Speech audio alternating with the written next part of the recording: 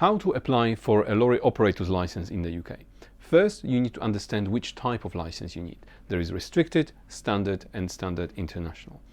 If you operate vehicle above 3.5 ton for commercial reasons, then the likelihood is that you need an operator's license. If you are driving a vehicle of this size without the license, this actually can be seized and you may lose that vehicle.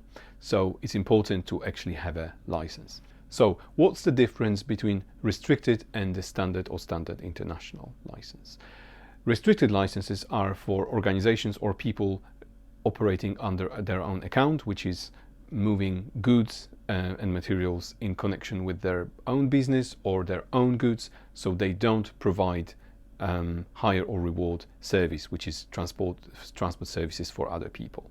Obviously, standard licenses are for people who do transport as a business, and therefore it's that sort of activity requires them to have a standard license.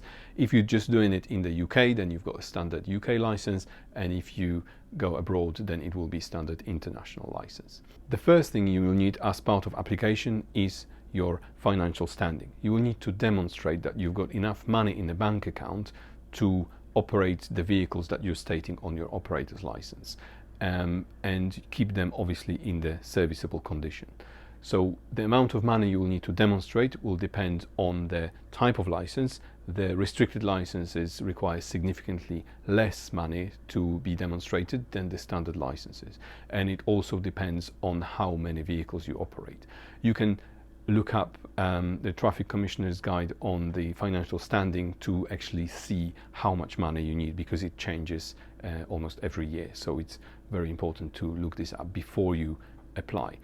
Because if you're unable to demonstrate that these funds are available to you, then you will simply not get the license that you're applying for.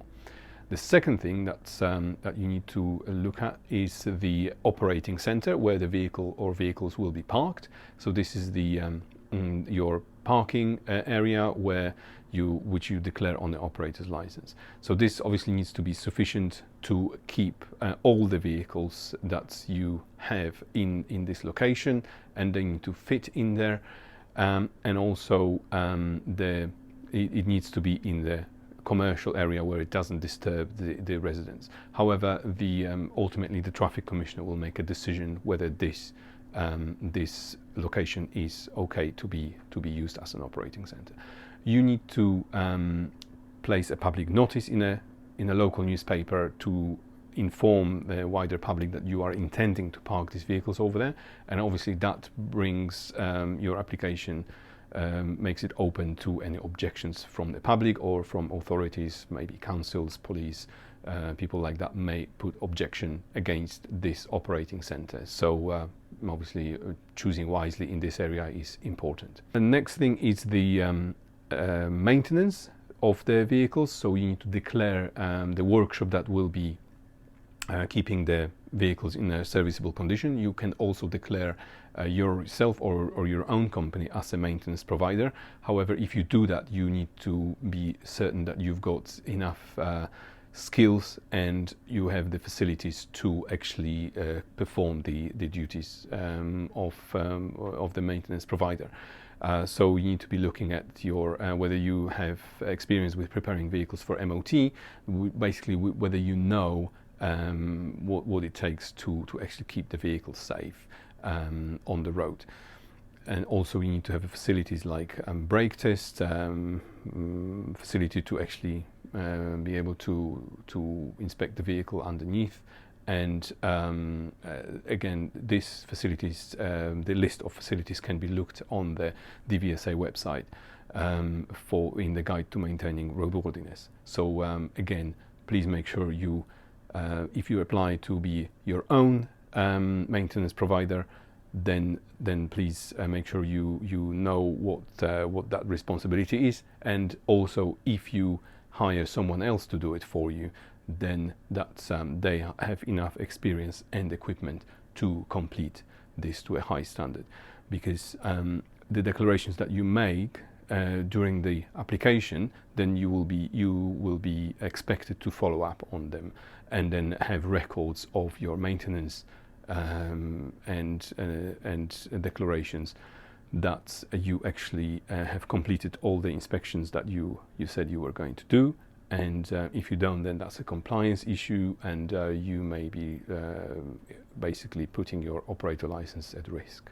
The next thing you need to look at is the good repute of everyone who is involved with the operator license. So that will be the owners, directors, transport managers. You need to declare whether you had operator license before, and if you had any issues. You will also need to make a declaration about any previous convictions. That also includes points on driving license.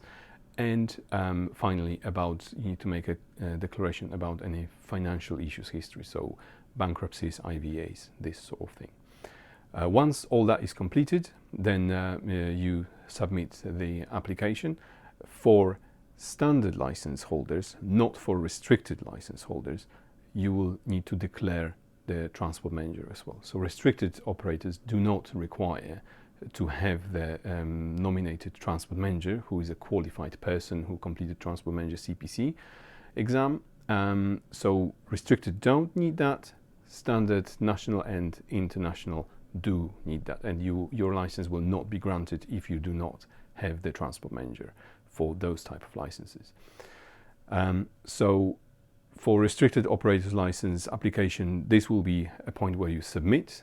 You obviously need to pay the traffic commissioner's fees. So there's two types of fees that you need to pay: application fee, and also when the license is granted, you will be expected to pay another fee, which is actual license fee, and that license fee is payable every 5 years. But going back now to the standard license applications, you will need to complete also a transport manager application. So as part of the on the operator's part, you will need to just put their name, date of birth, and their contact details. So if you're doing it online, then you will also provide the email address, and then the transport manager will receive email notification that they need to complete their own application to be added to the license. Now, this is quite lengthy application in itself, so the transport manager will have to make a declaration again about obviously completing their details, but they need to make a declaration how they're going to meet the requirements. So how are they going to be performing continuous and effective control of the operation, and they also need to make a declaration whether they had any previous issues with the operators' licenses. So once all that is completed, then you need to go back to your application as an operator and approve the transport manager. Then you are able to make a declarations, and those declarations are need to be sent to traffic commissioner's office. So you make there is a declaration for the license itself, and there is also a separate declaration for a transport manager, which needs to be signed by the transport manager and by the operator, which is in most cases the director or the owner of the business.